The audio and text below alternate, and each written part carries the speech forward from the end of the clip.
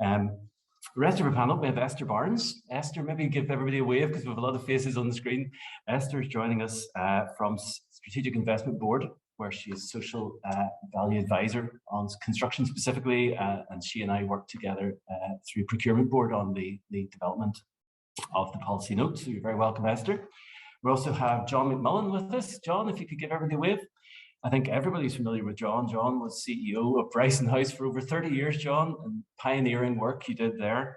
But you're here today wearing your hat as chair of Social Enterprise NI, which is the representative body for third sector in Northern Ireland, and a lot of providers of services we'll be talking about today. Also with us, we have Lisa McCaul. Lisa there from Womenstec. Good morning, Lisa. And Lisa is a Social Enterprise Manager with specific interest in training and employment and getting people back into employment. And last but definitely not least, we have Lynn Crvill. Hi, Lynn. And Lynn is Chief Executive of Womenstec for over 8 years now, and previously UK Commissioner on Gender Equal Economy. So that is our panel, folks. This is going to be a discussion.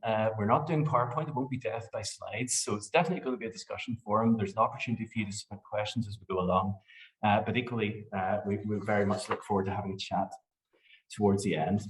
So Esther, I'm maybe going to start with your good self. And you and I worked together at the start of this policy development, which comes into effect this month. Maybe you could tell us something about the recent changes in the approach to social value here in Yes, thanks, Mark. Yeah, well, there's been two major real changes for social value in Northern Ireland over the past year. So the first one, last summer, the Northern Ireland Executive approved a new Procurement Policy Note, so that's PPN 0121, scoring social value. And what that does is it mandates from the 1st of June this year, so about a year really to sort of lead in and prepare for this. All works and services contracts above the public contracts regulation thresholds are going to be scored at a minimum of 10% for social value as part of their award criteria.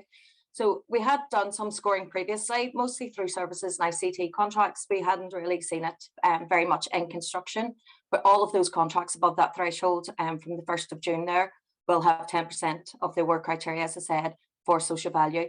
And that threshold's around just over 5.3 million. So all of those contracts will have that.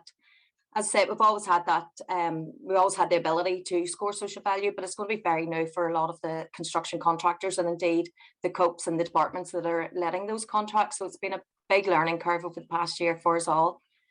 So that social value, the scoring social value is going to be done under 4 very high level themes. So they're increasing secure employment skills, building ethical and resilient supply chains, delivering zero carbon, and promoting well-being. So all very relevant to construction, all 4 of those things.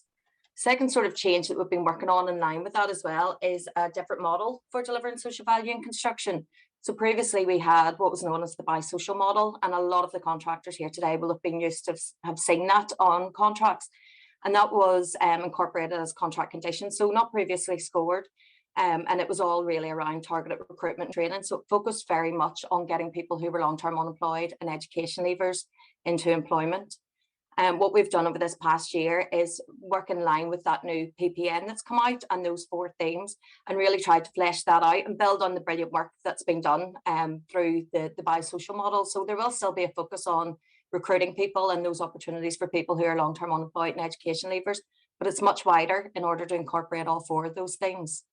And it's really important that we all have the same sort of language around social value as well. So what we've done is we've taken those 4 themes and broken them down into the indicators that sit under those themes. And they're really sort of the substance behind the themes, because they're quite high level. So it's to give a bit more sort of detail around what those themes mean, how they can be incorporated into social value, and how we can deliver against the 4 themes. So it's a wee bit more sort of the meat on the bones. Going a step further than that again as well. So again, it's about having that shared expectation, both from the clients and from the suppliers as well, is we have aligned each of those themes with underlying initiatives. And the initiatives are the actual physical things then that a contractor can do in order to deliver social value. So it's things like the paid employment opportunities, work experience, but also working with the likes of the volunteering community and social enterprise sector, micro enterprises, etc. So it's the physical things that the contractor can do in order to deliver that. And that's now being sort of wrapped up into this new points-based approach. So instead of the language around bi-social and that targeted recruitment training, there will be now, with any contract going out, a target based on 100 social value points per million. And each of those initiatives has a number of points associated with them. So whenever it's going out now to tender, the contractor will be expected to complete a social value delivery plan, which sets out what they're going to deliver. There'll be about, for construction, maybe about 20 of those initiatives that they can deliver against, and they won't be expected to deliver against them all. So that will just basically be a sort of looking at the contract, looking at your own business model, looking to see how you can make that social value work for your business as well. So do you need to employ more people? And if so, can you deliver your social value through that? Or are there other things that you want to do in terms of community engagement and working with the communities where you're delivering your contracts? And the contractor then will choose which of those initiatives and come back then with the social value delivery plan, stating how they're going to meet that social value points target. And Esther, for companies who have done social value before, some of that will be familiar. There'll be companies who maybe have never done social value. How do we make sure they're not excluded from the tender process? So yeah, well, it's all very forward-looking. So the social value, if you are already working and building those relationships, so if you have relationships already in place with the likes of Womenstec or Disability Action, it's really good that you can already build on those. But what we've done is we have, within that points base, we've made it that you must come back with the minimum of that, the target number of points, but larger companies won't get more credit for coming in and saying that they'll deliver more and just redirecting some of their own corporate social responsibility. So what that does is try to sort of level the playing field, that everybody is delivering the same amount of social value.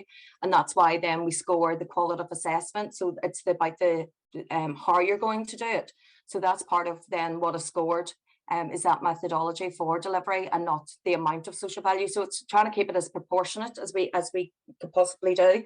It also sets out very, very clearly within the supplier guidance, within the invitation to tender, exactly what is expected under those initiatives. So what they look like. So there'll be more detail around who can be beneficiaries, who are the types of organisations that you can engage with. It gives links to CENI so that you can start to build up those relationships and to make those connections in order to work with other organisations that can help you to deliver your social value. So we've tried to level and make it as sort of risk-free as possible for both contracting authorities and for those people who will be delivering the social value as well.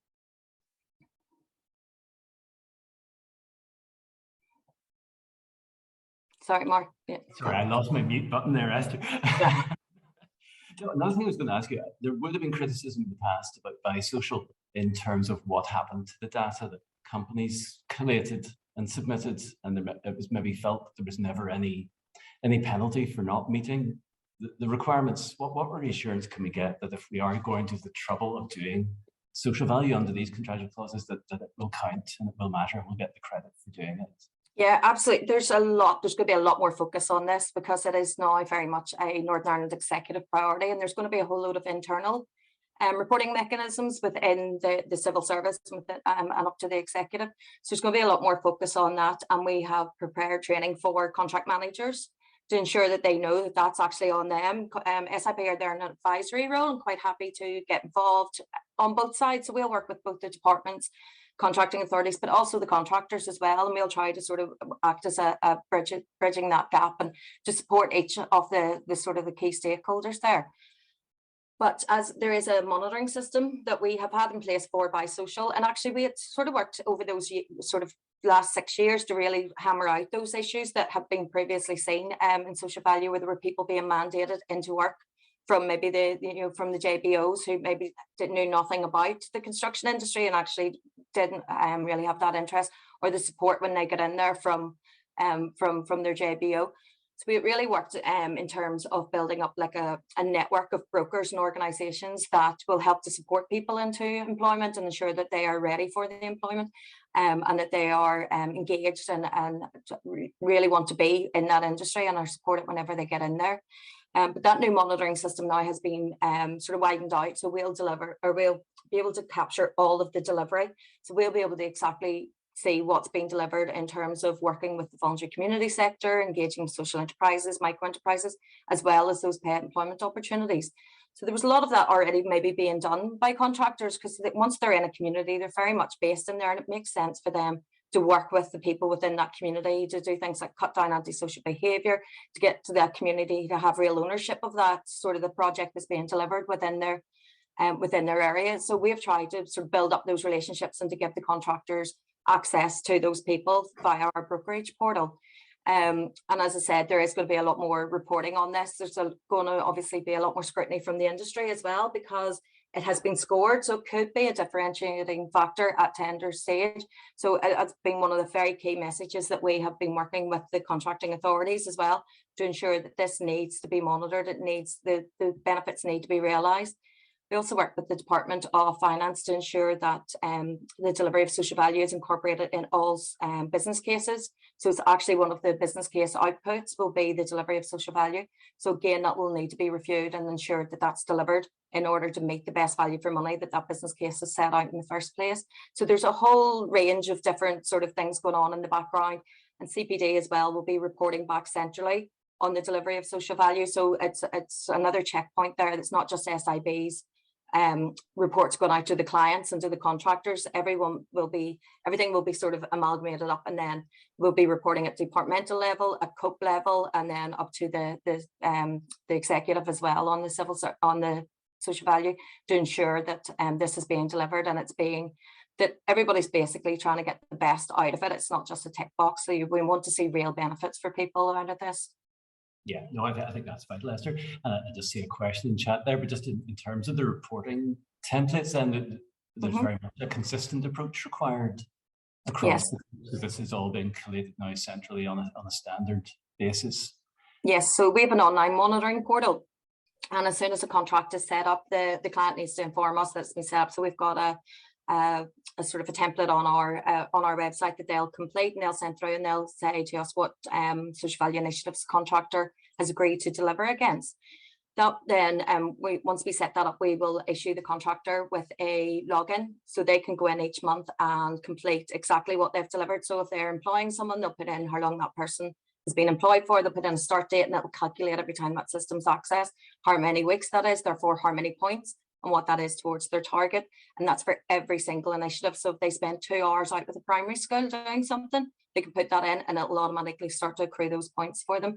And there's a report goes out for that from that automatically each month, both to the client and to the contractor, so that everybody has the same information in front of them whenever they're doing contract review meetings, to say exactly what is the target of points on this contract, what initiatives have you agreed to deliver against, and what have you delivered so far. So everyone is very much constantly aware of what's being delivered so far. It also means we can use that information in the background as well to show the full sort of offering, what's come in through social value, how many beneficiaries there have been, how many apprentices, students, long-term unemployed, people with disabilities. We can see that as a whole. One thing I would say is one of the real things that we have found is that the real measures of success are actually seen through the case studies. So you can see on paper that there's been 800 hours of working with a social enterprise, and that is great, and we can report that up. But whenever you actually see the beneficiaries and you see the case studies of people who have maybe been very distant from the labour market, then the difference that makes to their lives, and you see that written up in a case study, and we use those in our reports to assembly committees, to the procurement board, etc. So we try to spread those stories, because they really bring it to life. It's not just the figures of numbers of hours or numbers of people employed. So I would encourage any contractor who is here, or if there are any contracting authorities working with contractors, to capture those and to send those through to us so that we can publish them on our website, because it also shows really good examples for other contractors as to maybe ideas for what they can do, and see the real difference that it makes to somebody's life if they are getting an opportunity or getting support through social value. That's great, Esther. And there's another question through the chat then. There's a bit of flexibility around what contractors can offer, isn't there? They can almost offer resources, right? It's not all about time or employment. There are other things that contractors can do. No, yes. So we had a lot of learning coming out of Bisocial, and we found we engaged with the contractors whenever we were designing this points-based approach to get their feedback. And there were targeted recruitment training is great, and it's a very real thing that you can say long-term unemployed or education leavers getting jobs was a great thing, but the contractors were also delivering other great initiatives. So we were able to work with them and incorporate those. So things that they want to deliver within a community can now count towards their social value. So as I said earlier, whenever the invitation to tender goes out, there's about 20 initiatives, 25 that they can deliver against. So things like the paid employment for priority groups, people with disabilities, etc. Work experience, working with the voluntary community sector. So what the contractor can do before they go out or go put in their tender, they'll look at the social value delivery plan, which is an Excel spreadsheet that lays those all out and calculates how many points they would be awarded for a certain amount of time and effort in each of those. And they can see what will work for this particular contract. I know there are issues in that community. I know I want to engage within that community and do more work there rather than paid employment. Or they might, their own business need might be for more people. So it might actually make sense for them to get that through paid employment, or a mix of a number of initiatives. So you can come back with your social value offering all in against one initiative that suits you, or 5 or 6 that suits yourself in the contract, etc. So that's what we were talking about, that kind of level playing field. If you have a company and you can't afford to hire 6 new people or 10 new people to meet what would have been the biosocial requirement under this, that's fine, because you can then, as you say, have a flexibility and spread the load of the social value offering and make it more about time and effort. We've some really good case studies. One recently, a really in nursery school, and the contractor went in and put in a mug kitchen for the kids. Not something that me sitting behind a desk could think to write as a social clause, but something that really made a massive impact and wasn't necessarily huge cost to the contractor, because they would have had materials and people with the expertise to do that, but absolutely made a massive impact for that nursery school. And it's those kind of things that we're seeing that really makes it, as I say, come to life, and it's a bit more it's a wee bit more impactful for the communities as well. Oh, that's great. That really illustrates it. And before I move on, then, just to say, you have good resources on the SIB website, obviously, and I know you did a series of training courses as well recently for contractors. I'm just going to offer it up here and say I'm sure you'd be happy for contractors to contact you anyway if they've any more. Thanks, Mark. Absolutely. No, here to help. We do have, just to let people know, we do have on the website a webinar which goes into a lot more detail. It's only about 30-40 minutes, which contractors can access. There's written guidance and they can go in and watch that webinar, which talks you through what is social value, how do we arrive at this, what is the contracting authority, what's it look like from their end, and takes you through that social value delivery plan and the invitation to tender, and how then you would write your methodology statement. So it's a very handy resource for contractors if you want to have a look at that. But yes, absolutely, more than happy. You can contact me if we want to set up some more of those sessions, because we're very well attended, and it's good to get questions in face to face rather than just watching the webinar as well. Thanks, Mark. Esther, thanks a million. And moving on then to John. So John, I suppose all this talk of social economy and social enterprise, this is not new. This is not new stuff. This is stuff you've been in that space, I dare I said, over 30 years at Bryson House. So what is new? How does this present itself to the market today? What's the change? Yeah, I think that's a good point, Mark, to make. It's not a new kid on the block. This thing has been around a long time. I'm a board member of a credit union which trades in this local community, lending money to its own people. It's 50 years old. It's not the oldest. So this idea of enterprise that has a social purpose is long-standing, very, very long-standing. What's happening now is that there's been a shift in the rebalancing of the economy, which acknowledges that the economy isn't a bipolar or a duopoly between the public sector and the private sector. There are actually a range of organizations who have a social purpose, but will trade for profit in that. And what the social value development is about aligning that with private sector profitable interest. These things aren't mutually exclusive. They can work really well together. But just to give you a sense, I mean, the social enterprise sector is growing substantially. We just done a survey, and we've registered 843 social enterprises trading across Northern Ireland. The employment base is probably around, we make it at 14,450. That's the direct employment. You can put another 10,000 onto that when you talk about the indirect employment. Turnover's growing in the sector. In 2013, it was just under 400 million. It's now 980 million. And you also find really interesting things like 43% of them are head up by women, which is a good development. Be better when it's 53%, and that 53% of them, it's the majority of them, will employ people, at least 50% of the workforce in the areas where they work. So there's a lot of social benefits that accrue from the development of social enterprise, and what the social value development is creating is finding ways to link public spending and private sector delivery of that public spending, which maximizes the social impact. And the social impact is termed both in economic, social, and environmental impacts. So it gives a range of areas for companies to demonstrate their capacity in this area. I think it was good to hear in the earlier debate and Esther's presentation is that it's not restricted. Actually, you can become very innovative in how you approach this and deliver your social value. Should mention also that it's a 10% threshold in this first year. It will be reviewed and could go to 20%. And that creates a context where you can really win your business by being more innovative in relation to how you see the social impact that your work delivers, which isn't necessarily addition. It could be fundamental to the work you're already doing.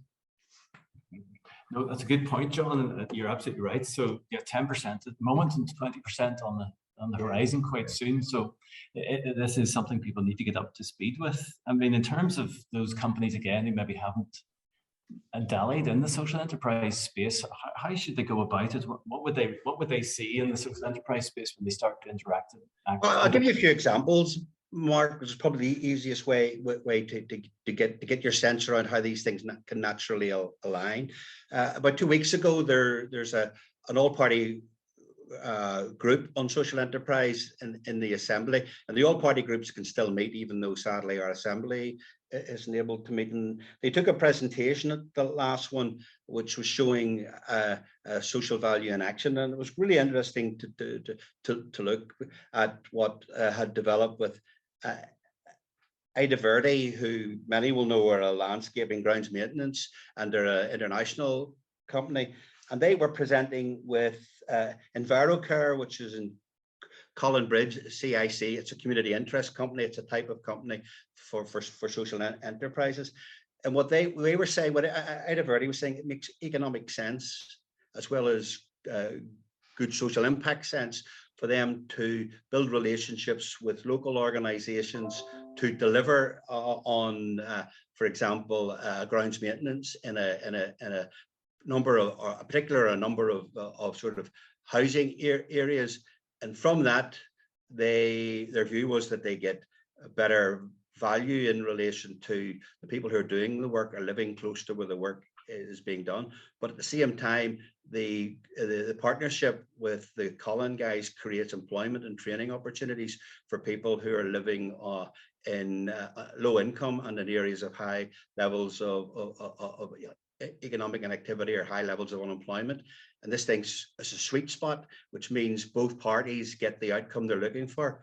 Good quality grounds maintenance, which is responsive to need. It's owned locally, it's employing people locally, have a commitment to their area. So I'm trying to give a sense, Mark, that these things align very naturally if you think a bit innovatively about it.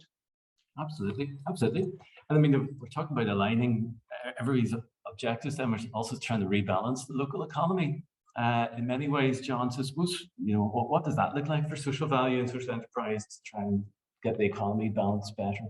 Well, I think it creates more space for growth of socially purposed organizations working in partnership with the private sector and public sector interest. But I'll give you a couple of examples. I mean, there's a lovely example of the Now Group, who deal with support people who have learning challenges. And one of the difficulties they have when they present themselves as customers, and it's not necessarily understood by the people who are delivering the service, that perhaps they need to deal with those people just a bit more carefully, a bit slower. So what Now are selling to a lot of organizations, TransLink would be a good example, where they're training bus drivers in relation to if someone presents and they have they call it the jam card, just a minute. So you know immediately you're dealing with someone that you just need to spend a little more time. So they're developing the skills to be able to make sure that those customers are as valued and as valid as any other customer, but as valued as any other customer, and are able to then participate or consume the service in a way that suits the company and also provides a good service to that individual customer, and the training is delivered by a social enterprise to do that. I mean, that's a wonderful example of how these things can knit together, Mark. Absolutely, John. So no, I mean, we see a growth, and you mentioned some of the numbers there. Social enterprise is a fantastic range of social enterprises out there in many different spaces. How do we connect contractors with those, and how do we make the introductions? How do people become aware of what's available? Yeah, well, I mentioned at the beginning there that Social Enterprise and I have done a recent sort of exercise to identify and to sort of sign up a range of social enterprises, and that number's growing. It's 843, which means that you're over 1,000 at least in play, and possibly more. So that's a good portal for linking up to a social enterprise that can help and support the delivery of a service, particularly in a geography, but they don't have to be a single geography. It can be Northern Ireland or beyond. And I think the other point I'd like to make is that there's an inverse relationship as well, because social enterprises can subcontract to the private sector. It's not a one-way hands-out system. I mean, my own personal example of that would be something like Bryson Recycling, contracted by councils to collect materials for recycling, but focused on delivering those materials as feed into local manufacturers. So you see the glass going to Insirk out in Fermanagh, you see the paper going to Huhtamaki, and they're turning that into blown fibre, so you're getting it back in your McDonald's drinks cup holders, and the range of other materials that they will collect will go to local. I mean, the plastics go to Cherry Polymers, and they're put back out again as new bottles. The aluminium goes to whatever the Alcans you name is. They turn them around in 10 days back as new drinks containers. So what you're seeing is both a value of social enterprise. It can link in a business sense with the private sector, but it also supports the growth of the circular economy, and that's an area that we need to see developing, particularly now with the cost of transport, that we want to see remanufacture closest to the point of where the wastes are produced. And one thing we haven't talked about, I think it'll be a focus more on the social value measurement, is the environmental impacts, the emissions reductions, and that's going to encourage companies to look in other ways of developing initiatives which offset the cost of the emissions that they're creating, or reduce the emissions that they're creating. And then you're into PV on people's houses, you're into supporting community-based wind farms. Those kind of things all start to emerge. I think it's an exciting time, Mark. I see more opportunity than pain in it. But clearly for businesses, it's difficult because it's new. But this is where I think procurement is going to go in the future. No, absolutely, John. I think you're right that there is opportunity in it, and I think there's just maybe a lack of understanding in some parts. Just to mention, Mark, we need to be quite clear. We're playing catch up here. We're 10 years behind the rest of the UK in this. The equivalent, well, the Act in GB was 2012, enacted in 2013. We're in 2022. And we're just getting our act together. So there's learning to be picked up from some of the clever and bigger players across the water. Scotland has an equivalent as well, and the Westminster Act captures Wales in that. They have something similar in ROI. So this is us driving forward now. The value of that is that we can learn rapidly, so we can challenge the learning curve, because this is in play elsewhere. And when some of the larger GB construction companies are coming in, they're looking for partnerships with training providers, community-based organizations. They do that naturally because there's a score in that, and these scores can win the business. And that's the bit for private companies. If you're clever and you build the right kind of pitch and the right kind of partnership, it will win you more business. Absolutely. Powerful message, John. Thank you for that. Lisa, I'm going to move on to you now. Lisa's sitting there as Social Enterprise Manager in Womenstec, and you and I have had many conversations around the skills gap and skills shortage that we're facing in our industry. How can social value help us? How are we going to solve the skills problem through these social value aspects?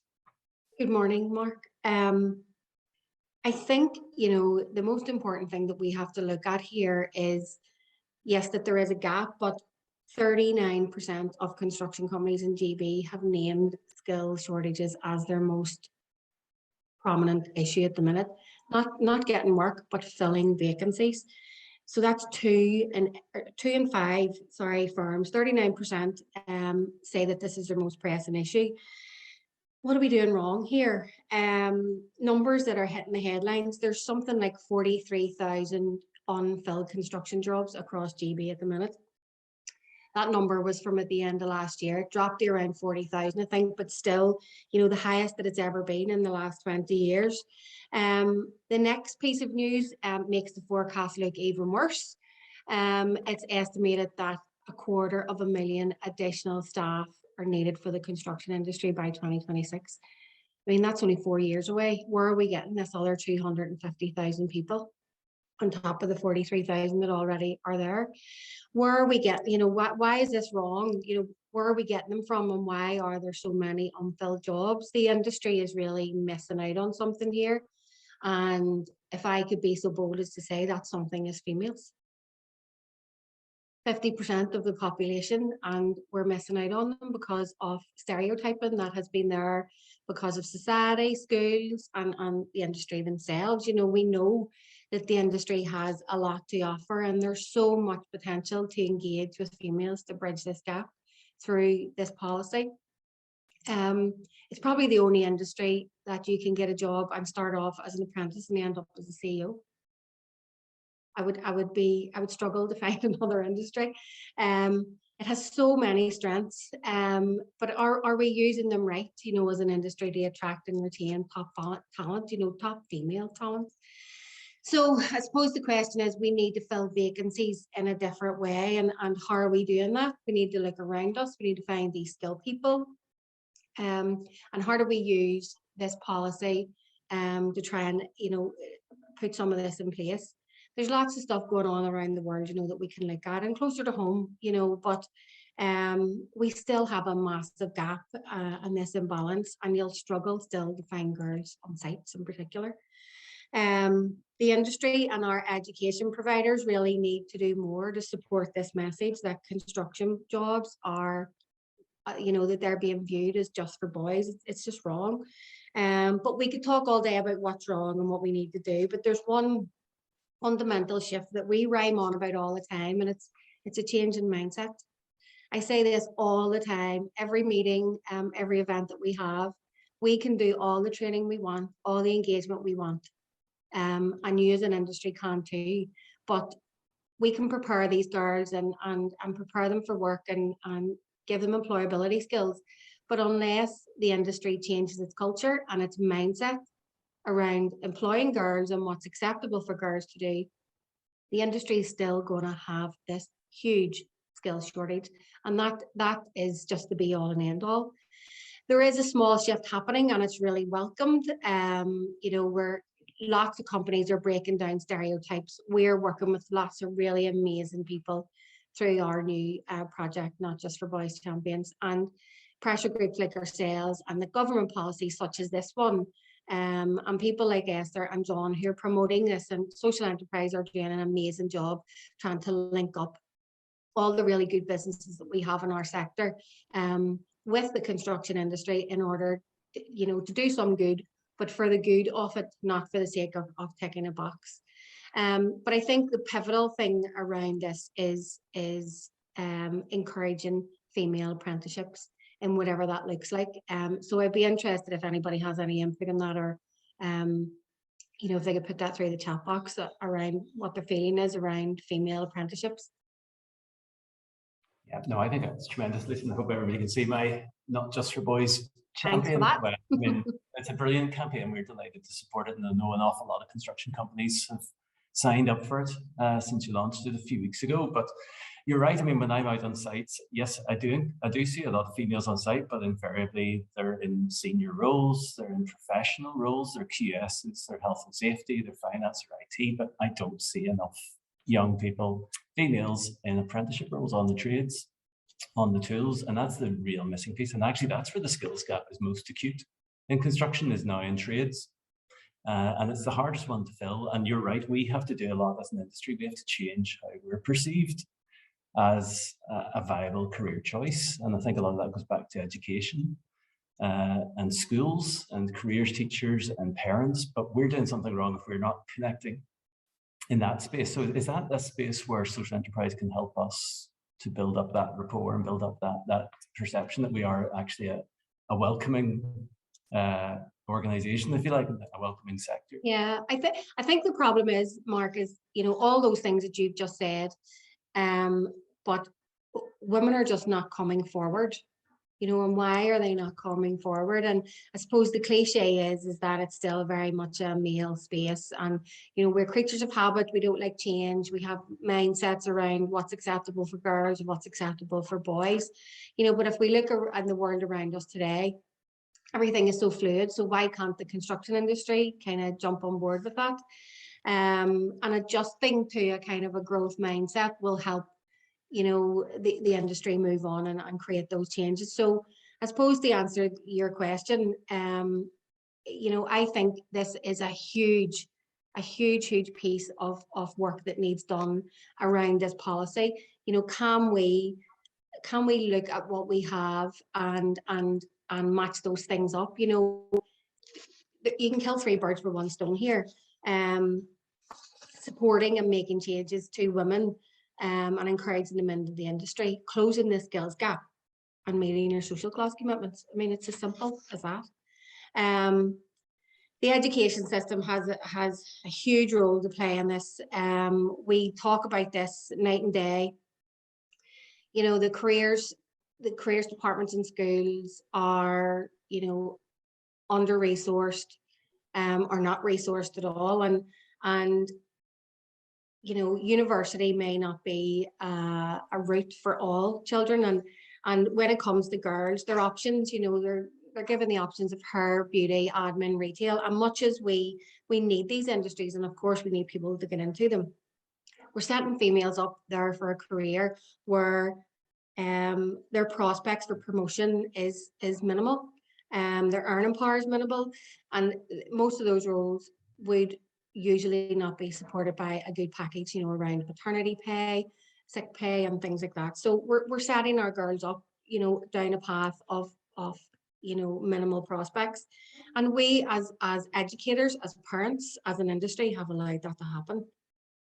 But of course, at Womenstec, we're challenging that every day. We start to work on girls as early as the age of 10, challenging those norms, and we show them, you know, that they don't have to follow the norm. And honestly, it would do your heart the world of good. Mark, you've been here loads of times, and I can see loads of the people that are on the call this morning have been in here with us and have experienced what we do. And that's short shift. I think the most powerful thing I ever saw on your premises, you have this postcard which shows salary potential from what might be considered very stereotypically careers for young ladies. Okay, so nail bar, hairdresser, and so on. And on the other side of the postcard, you have career potential if they want to become a mechanic or a joiner, and it's multiples. It's multiples of the money, and that's the sort of thing I think if that is brought home and put on the kitchen table, mum and dad will buy into that because they'll think that makes sense to me now. I didn't realize. And the early intervention is key. And when you show that, particularly to the younger kids, they're blown away by that. But why would a boy be being paid more than me? And they don't say it as nicely as that.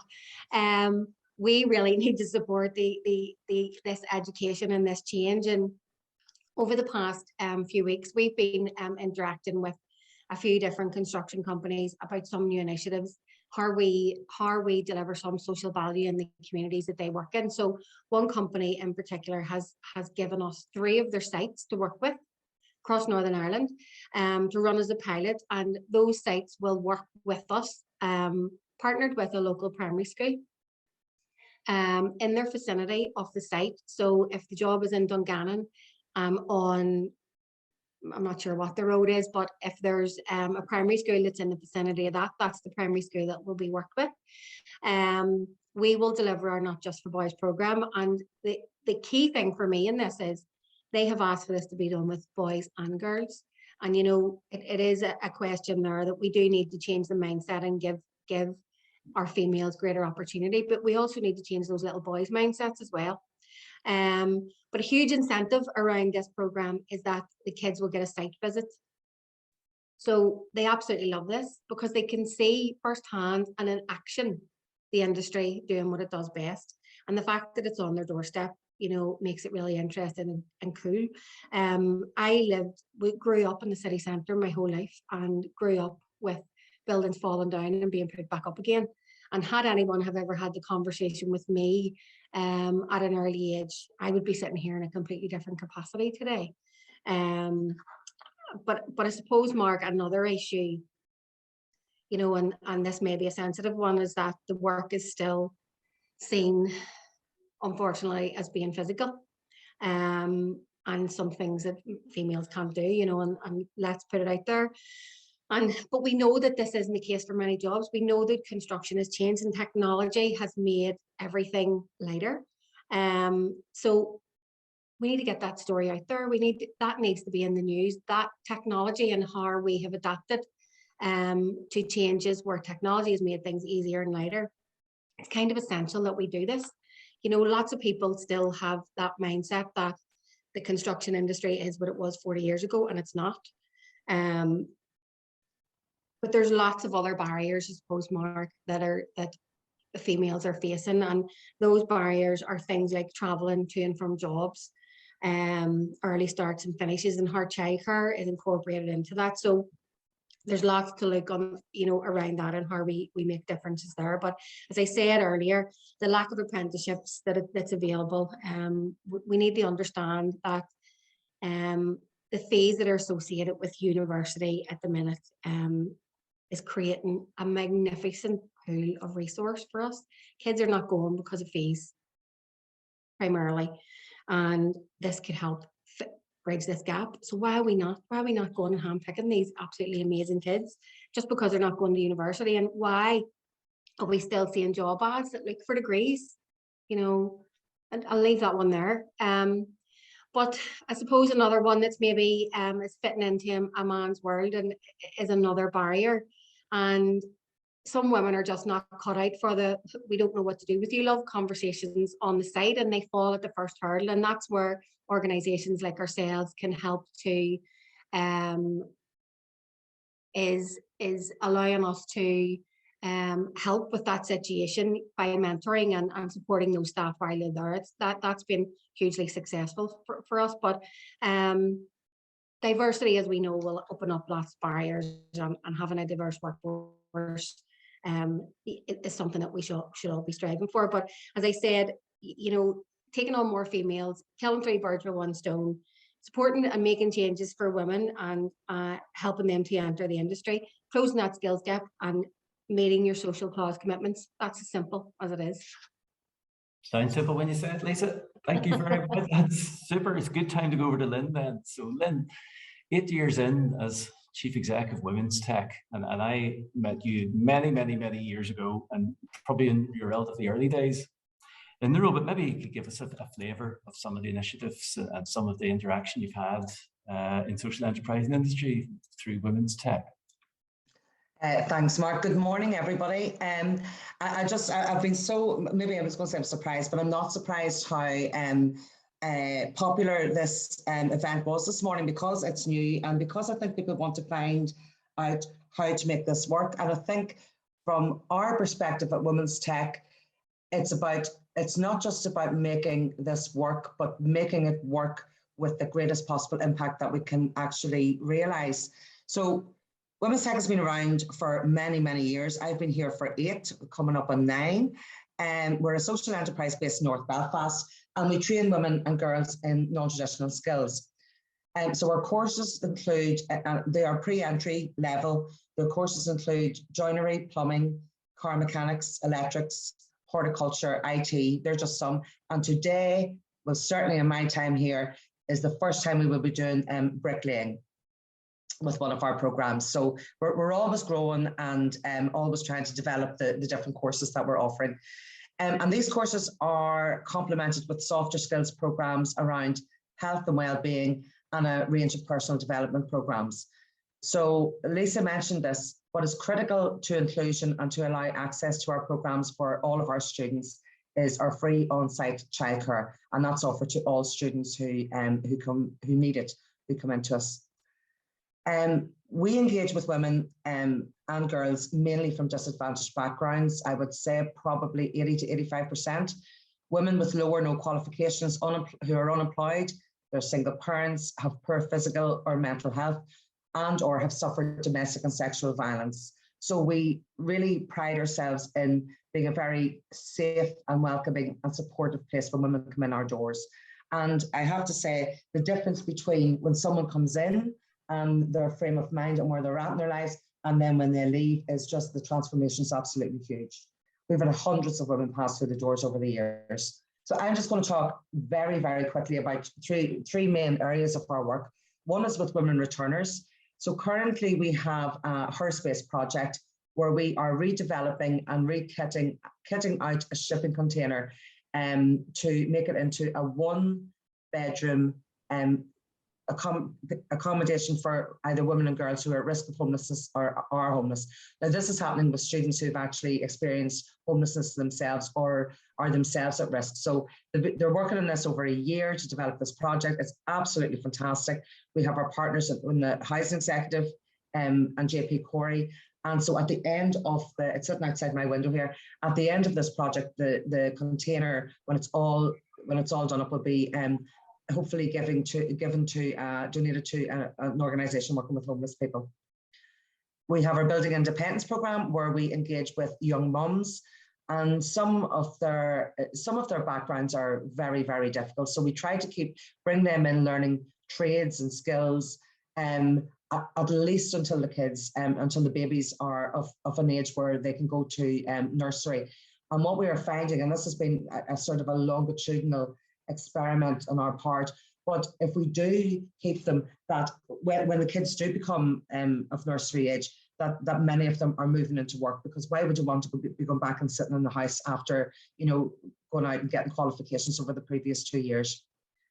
And then the final programme is our Promoting Opportunities programme, #NotJustForBoys, and that's where we work with schools. Lisa has talked about this, challenging stereotypes, opening up career options to girls who invariably, if they're not going to the university route, do choose hair, beauty and nails.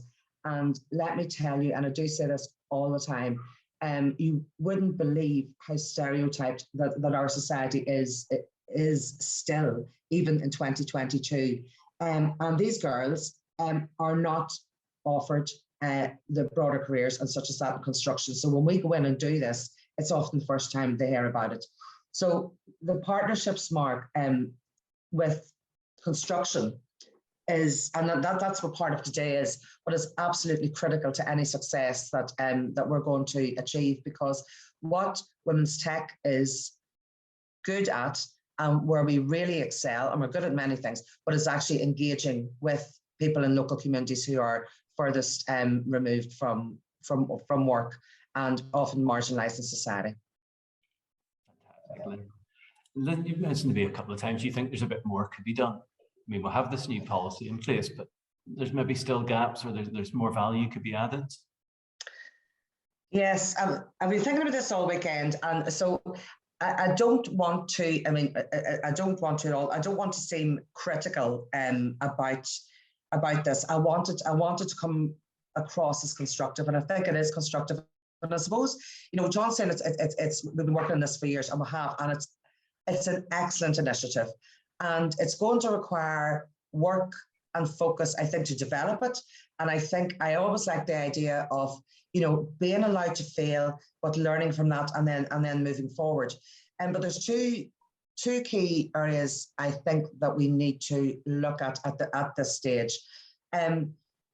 We need to understand what the construction industry needs, and then we need to understand what social enterprises can offer. And in some ways, I believe that that's a piece of work that probably needs to be updated. I know that, like, these are just my thoughts really, but I know that, you know, in the social enterprise sector, we are called brokers, and I'm not sure that that's actually what we are. I think, you know, well, certainly at the moment, I think we deliver training, we engage people. That's what we're very, very good at.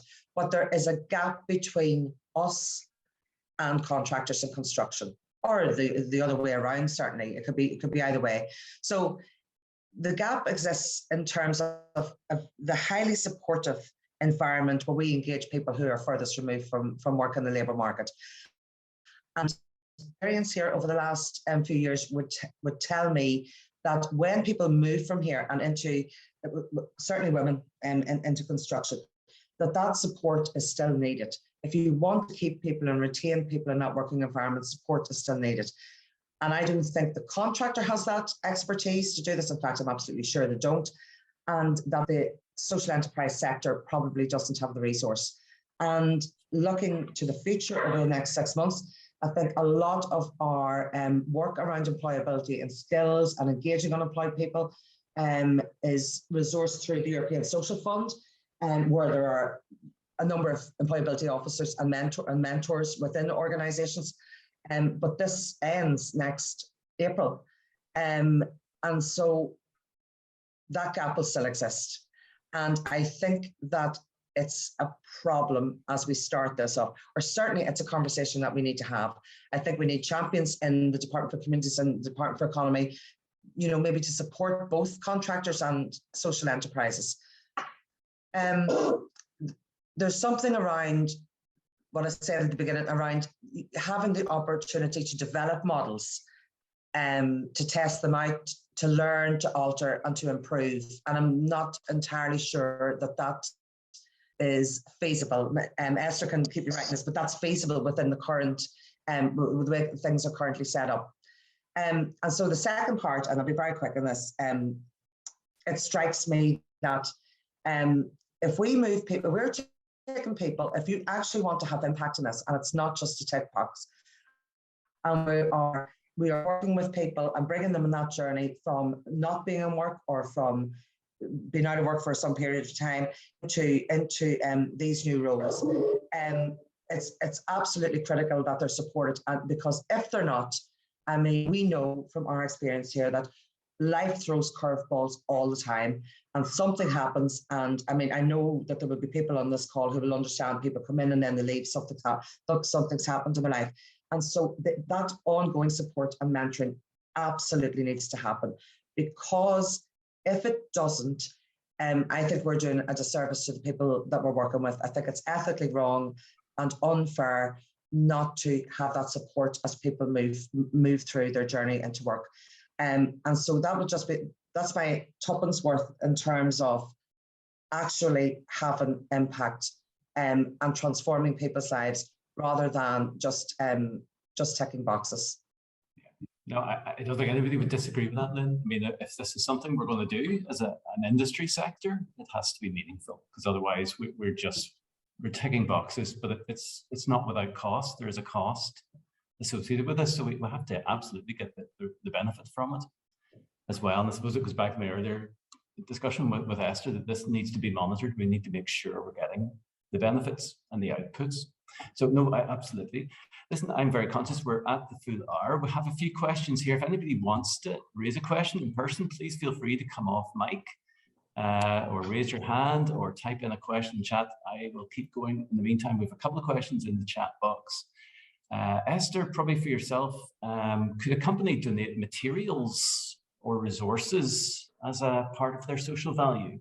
A lot of the focus that we've this kind of ties in with what Lynn's been saying about this evolving, and we're absolutely keen to learn from the industry and from the beneficiaries as well. So that isn't currently in there in terms of, you know, you can't just donate money. It's all about this sort of the time and additionality, but it is something that we are currently looking at, because it's something that we had actually trialed with the IT industry, but we find they just tended to send money off and not really get engaged in the process and identifying people. But at the moment, it is more around that sort of the time and expertise and knowledge that we would expect contractors to be going in and to be sharing with other organisations. it is something that's on our radar and we'll be looking at. But what we find is that whenever contractors are building up a really good relationship with, for example, a social enterprise, and they're going in and maybe sharing that time, expertise and resources, and those resources can also be like rediverted materials. So, you know, going in and putting in topsoil, you know, things that are being diverted from landfill, if they're stripping out, that can absolutely count towards the social value. But that is one of the things that we have on the radar at the moment then, is seeing if we could maybe up that and have it as something that could be more of a, you know, sorry, the polls just come up on my face there, I can see you, Mark, that actual resources could count towards their social value, but we would need to look at that in terms of how would that be pointed, because everything has to be, you know, sort of measured and weighed against the other social value initiatives. And is it something that the contractors are interested in doing? But we find that if they've built that relationship and they're in, then they can use their other corporate social responsibility plans, you know, to marry those two things up and give the resource as well, if that it falls onto that. Okay, and this might be again for yourself, or it might be for John actually as well, a question just regarding which social enterprises contractors can engage with. So I'm aware you have a list of brokers, and John has obviously a membership in SENI. If somebody wants to engage with a social enterprise that maybe isn't on either of those lists, is that possible? Yeah, so on our, Lynn has referred to them as brokers, and I totally agree. Not a great name, Lynn. I'm down with that, but it's historical, so I'm not taking the blame for it. But I'll certainly say I think you're absolutely right. We should sort of maybe put more thought into what that's called. But we have a brokerage portal, and any organisation that either works with beneficiaries, so people who are long-term unemployed, education leavers, those priority groups. So women returners, Lynn, female apprentices, we actually have as priority groups, so you can get more points for working with those people. Just throw that in there as well. So there are nuances within the point system. But any organisation who works with those people, or can be a beneficiary themselves, because they do get, there are points for working with micro enterprises and social enterprises and with voluntary community sector, can register. So those organisations can register, and then a contractor can go in, do a search and say, right, I'm building a school in North Belfast and these are my social value initiatives, and it will bring back a list of all of those organisations who have registered as wanting to be a beneficiary or working with beneficiaries of social value, and that then gives them a personal email address, someone who knows what social value is, so the contractor can make those links and work with those organisations and start to build those relationships. Okay, thanks, Esther. Mark, I think the point about the relationships that a bidder develops, you want some fluidity and flexibility within that, although you would want it to be in some way subject matter related. I think the issue you need to guard against, and this was an experience very early on in the beginnings of the Social Value Act in GB, where you got a German company committing to producing in apprenticeships, a significant number of them, but they're apprenticeships located in Germany, and I don't think that fits naturally or neatly with the requirement or the intent of the. It's a policy note here. My own view is this will be an act in some time where we get there will, if nothing else, it'll be a private members bill which will drive one through. But I think that you want to see the impact in the area or the geography of the contract to the degree you can, or at least in Northern Ireland. I think those things will iron themselves out as we get more experience, Mark, in doing this. It's also probably worth noting that, and this is the bit I think to push back on, is these can be priced into the contract. One of the there are a number of kind of statutory requirements or mandatory requirements within the policy note, and one of those is the payment of the living wage. Now that's not the minimum wage; that's the living wage. And I suspect there'll be a push through into subcontractors within the system, because this is to drive and ensure fair payment for work and fair levels of remuneration. So that's already in it, and there's no reason why, if there's an extra step, an extra investment that's required, they could be reflected in the pricing. But I think that needs to be made clear to contractors. They need to know that, so that they're competing on a level playing field, Mark. No, fair point, John.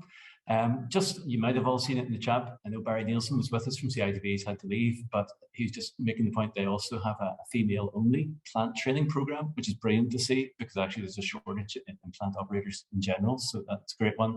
And Colleen was with us from Lighthouse Club. Makes an interesting stat that for every £1 charitable spend, their charity creates £7.48 in social value. So I think that's the same. I'm sure, Lynn, you have stats like that as well. You know, the investment in social value has ripples far beyond the cost of it. And I think that that's a really important point. Just to wrap up then, unless anybody else has any questions, we are happy to take them. Just again about the relative burden on contractors, Esther, just to try and keep things admin light. Everything should be proportionate to the size of the contract. But again, back to the monitoring point, if possible, really, we should all be using a standard template, which you have provided from SIB. So it's really about keeping everything light, keep it moving, and not add any more burden to contractors that we can avoid. And I think that point's been made clearly. So I'm looking around the screens. If anybody does want to jump in with a final question, please do so. This is your chance. But if not, I would like to thank our panel, Esther and Lisa and Lynn and John. Thank you very much. You've added great insight from your relative areas there. I know you're all well known and you're all available. I'm sure you'll all be happy if anybody wants to follow up with you after the call. We've recorded this and we'll be uploading it. And I know we did a poll there as well. So if there's a demand for another event and to explore some themes a bit deeper, I'm sure we're happy to do that. But my personal thanks to Lynn and Lisa at Womenstec for organising this today. Fantastic. Really appreciate the opportunity to build engagement with the industry and the social enterprise sector. So thank you all. I hope you all get out of it, and we'll see you again.